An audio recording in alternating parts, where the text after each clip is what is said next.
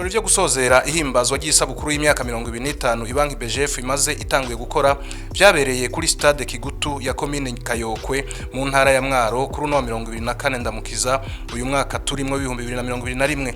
Ivyo birori bikaba vyaranzwe n'urukino rwo gusiganwa ku bigeme n'imisore iva mu ntara 11 z'u Burundi. Mu bigeme batarenza imyaka 17 Kezimana Janine ava mu ntara ya Kayanza niwe yabaye uwa mbere ku metero 4,000. Nawe Kwizera Rodrigue akaba yabaye uwa mbere mu basore barenze imyaka 18 ku kirere c'imetero 8,000.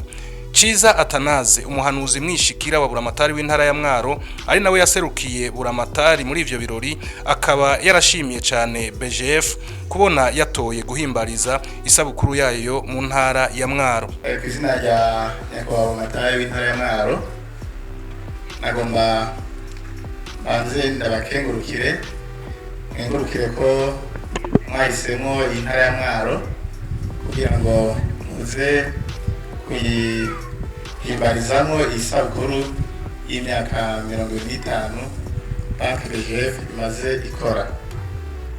Intara Magende rero intara itekanye, hanyuma nongere ndayikengurukire ko yaduteye iteka igashinga isata cayo ca mbere nga mu ntara ya Mwaro, nkasaba abene igihugu bose mu ntara ya Mwaro tubakomera amashi. Nawe Kwizera Rodrigue ku izina ry'abanonotsi bose bitavye isabukuru y'imyaka 25 ya BGF ngo iyo banki igiye gutuma kwinonora imitsi mu Burundi bitera imbere.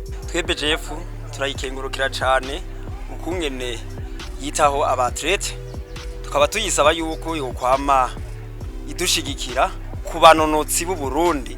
Turumva ko tunezerewe cyane, duhimbawe, turyohewe nukuri bimwe by'imva mutima, kuko ubu unye bazocahora basahiriza Federation y'u Burundi, kuko twibwe atletisme igituma itatera imbere mu Burundi. Sivye imbeshe irebye iratera imbere kuri bamwe mugabo hariho bandi batoyi bacu tugomba ko boduga.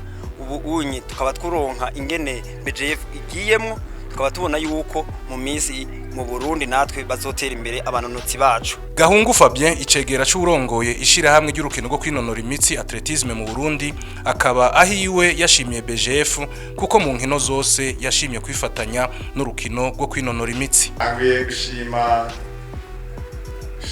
banki BGF yo yadutoye ishira hamwe ry'inonora imitsi mu gihugu kugira ngo tuze kwifatanya umunezero nayo kuri imyaka 25 imaze ivutse.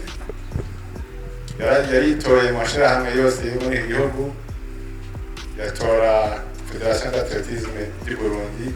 Inyuma y'imyaka 25 ibanki BGF imaze itanguye gukora ku neza y'igihugu n'abene gihugu, ubu ngo igezaho iba ibanki ngendanwa, ivyo bita mu gifaransa digital, kuko ngo ibikenewe vyose birahari nkuko vyemezwa na Gashubije Marie Claire umuyobozi mukuru w'ibanki BGF. Cyo novuga muri imyaka 25 uko twabivuze iri n'ishami rya BGF rya mbere twuguruye hagati mu gihugu. Ubu tukaba tugezaho dufise amashami hafi mu gihugu cyose, kandi tuzobandanya kugira na hake hasigaye tube twahashize amashami mu myaka 2 iri imbere. Icambere tumaze gukora nuko tumaze kuduza umutahe cyane w'ibanki kugira ije mu mabanki ya mbere mu gihugu. Tumaze kuduza umutahe dushobora kuca twakira abafise imigambi benshi kandi imigambi ifise uburemere kurusha.